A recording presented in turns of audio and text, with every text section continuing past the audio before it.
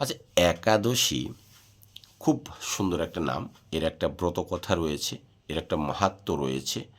এটা আমাদের পূর্বপুরুষরা বলে গেছেন, যারা জ্ঞানীজন গুণীজন মানুষ বা মনীষী মহামনীষী, তারা আমাদেরকে এইসবের অধ্যয়ন, এইসবের প্রতি দৃষ্টিপাত বা এই পথে আমাদেরকে চলতে বলেছেন। কারণ হচ্ছে একাদশী ধর্মীয় ভাবাবেগ। আমি ধরলাম যে আমাদের সমাজে কতিপয় মানুষ নাস্তিক, ধরে নিলাম, ঈশ্বর বিশ্বাস করে না, এইসব নিয়মকানুন বিশ্বাস করেন না, এটা বিশ্বাস করেন না, ওটা বিশ্বাস করেন না।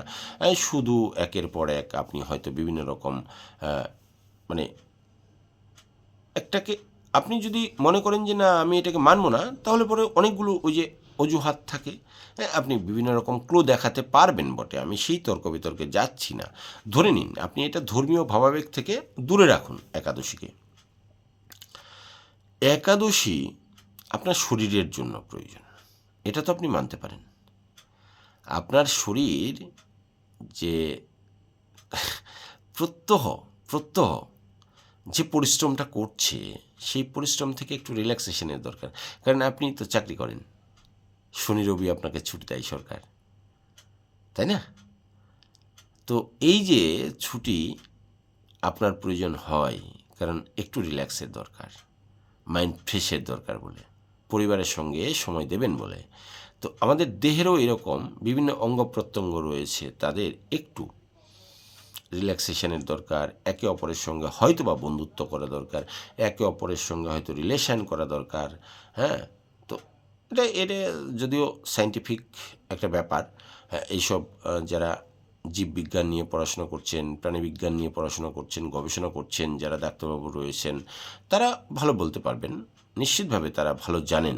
কিন্তু আমি এতটা বুঝতে পারি যে দেহের যে কোষগুলো রয়েছে তাদেরও একটু বিশ্রামের প্রয়োজন রয়েছে, দেহের যে অঙ্গ প্রত্যঙ্গ রয়েছে তাদেরও কিছু কিছু সময় কিছু কিছুভাবে আমরা বিশ্রামের তারা আশা করে, আমরা সেটা দেওয়ার চেষ্টা করি। কিন্তু এই যে খাওয়া দাওয়ার ব্যাপারটা আর লোভের ব্যাপারটা, একাদশী আসলে করা হয় আমার স্টমাকটা যাতে প্রত্যহ যারা রিচ খাবার খেয়ে থাকি, প্রচণ্ড রিচ খাবার খেয়ে থাকি, মানে একটা নন সিস্টেমিক, মানে সিস্টেমেটিক তো নাই, আমরা সিস্টেমের বাইরে চলে গেছি।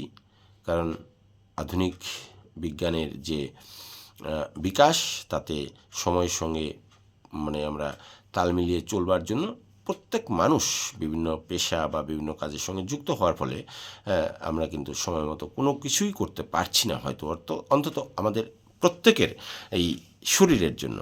কারণ আমরা শরীরটাকে মানে অতিরিক্ত প্রায়োরিটি না দিয়ে বা মিনিমাম প্রায়োরিটি না দিয়ে আমরা অর্থের দিকে বা আমাদের সাম্রাজ্যের দিকে বা আমাদের দাম্ভিকতার দিকে, অহংকারের দিকে বা আরও চাই আরও চাই, এই যে একটা, এগুলোর দিকে বেশি ঝুঁকছি। ফলে আমাদের জীবনযাত্রা কিন্তু অনেক বেশি অনিশ্চিত হয়ে পড়ছে।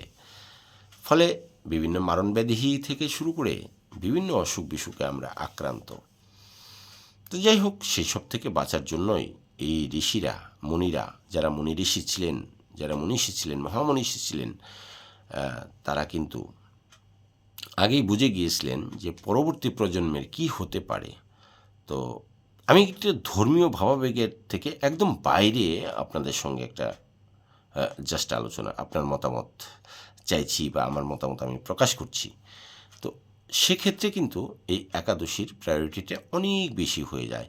কারণ আমরা অনেকেই যদি একদম স্বল্পাহার করি একটা দিন, বা ফলাহার করি, বা একদম সারাদিন একটা টেন্ডেন্সি তো প্রত্যেকটা মানুষের থাকে, প্রত্যেকটা কাজের, সুন্দর কাজের একটা টেন্ডেন্সি থাকেই, যে আজকে একাদশী মানে কি, এটা একটা মহতী অনুষ্ঠান, এটা আবেগেই চলে আসবে, আপনি সে নাস্তিক হন আর যাই হন। হ্যাঁ, এটা কিন্তু আমি ধর্মকে আলাদা রেখেছি, তারপরেও দেখেন চলে আসছে, কিচ্ছু করার থাকে না। কারণ একটা মন পবিত্রতা, এটা নিশ্চিতভাবে হয় সকালে স্নান, একটু প্রণাম, অটোমেটিক এটা কিন্তু আপনার ভেতর থেকে চলে আসবে। তো সেক্ষেত্রে একটু মহতী কাজ, একটু দান ধ্যান, পুজো পার্বণ বা ঈশ্বরের নাম জপ গান তপ, হ্যাঁ, পিতামাতার কথা শোনা, বা মানে এই যে ব্যাপারটা, মাইন্ড রিল্যাক্সেশন বা কখনো কখনো ধ্যান প্রাণায়াম, হ্যাঁ, মাইন্ড একদম ফ্রেশ, এইসব কিন্তু আজকের এই একাদশী যে সমস্ত দিনগুলো আসে, একাদশী পূর্ণিমা অমাবস্যা যারাই ব্রত পালন করেন, তারা দেখবেন যে অনেক বেশি বিকশিত হয়ে ওঠে, প্রস্ফুটিত হয়ে ওঠে তাদের জীবনটা। কারণ তারা হয়তো বুঝতে পারে না বা আমরা হয়তো বুঝতে পারি না, কিন্তু এটার অন্তরালে একটা বহিঃপ্রকাশ কিন্তু ভেতরে ভেতরে তাদের মধ্যে হয়ে যায়, অঙ্গ প্রত্যঙ্গের মধ্যে। তো কাজেই এটার একটা সুফল রয়েছে। এবার আজকে কে কে একাদশী ব্রত পালন করলেন আমি জানি না। এই একাদশী নিয়ে তো বেশি কথা বলার নেই, কারণ এই প্রসঙ্গ টানতে টানতে অনেক কিছু কথা হয়ে যাচ্ছে, ভিডিও বড় হয়ে যাচ্ছে, আপনাদের এতটা ধৈর্য নেই শুনবার মতো। তবে এই একাদশীও করলাম, আবার খাবারের প্রতি লোভও বাড়লো, আবার মানুষের পেছনেও লাগলাম, হ্যাঁ, মানবিকতা মনুষ্যত্ববোধ এইসব বিসর্জন আছে তো আছেই, ওগুলোকে টেনে তুলবারও চেষ্টা করলাম না। হ্যাঁ, শুধু গান বাজনা করে হই হুট্টগোল করে ভাবলাম কি ঈশ্বর আমাকে স্বর্গে পাঠাবে। নো, কর্মফল ভোগ করতে হয়, আর যেমন কর্ম তেমন ফল। কাউকেই মাফ করে না ঈশ্বর, পৃথিবীর কাউকে না। ঈশ্বরকেও মাফ করে না, কারণ একটা নীতি, একটা আদর্শ, একটা মানে নিঘণ্ট, একটা মানে কি বলবো, এই যে ঘড়িকাটা যেরকম ক্লকওয়াইজ চলে আর কি, মানে সে সেম এই পুণ্য এবং পাপ, হ্যাঁ, এই দুটো ওই সেম। কাজেই কাউকেই ক্ষমা নেই, কাউকেই ক্ষমা করেন না ঈশ্বর। ঈশ্বর বলে একটা শব্দ লাস্টে চলে আসে। ঈশ্বর মানুন বা আল্লাহ মানুন, গড মানুন, যাই মানুন, যে একটা সর্বোত্তম শক্তি বা সর্বোচ্চ শক্তি সেটা কিন্তু রয়েছে। আর সেই শক্তি যখন অনেক বেশি বেড়ে যাবে এবং আপনার শক্তি যখন কমতে থাকবে, তখনই বুঝতে পারবেন ঈশ্বর কাকে বলে আর নাস্তিকতা কাকে বলে। যাই হোক, ভালো থাকবেন। আগামী দিন আপনাদের সঙ্গে আবার কথা হবে সুন্দর সুন্দর ভিডিও নিয়ে। ততক্ষণ আপনারা পরিবারের সঙ্গে সুন্দরভাবে জীবনযাপন করুন।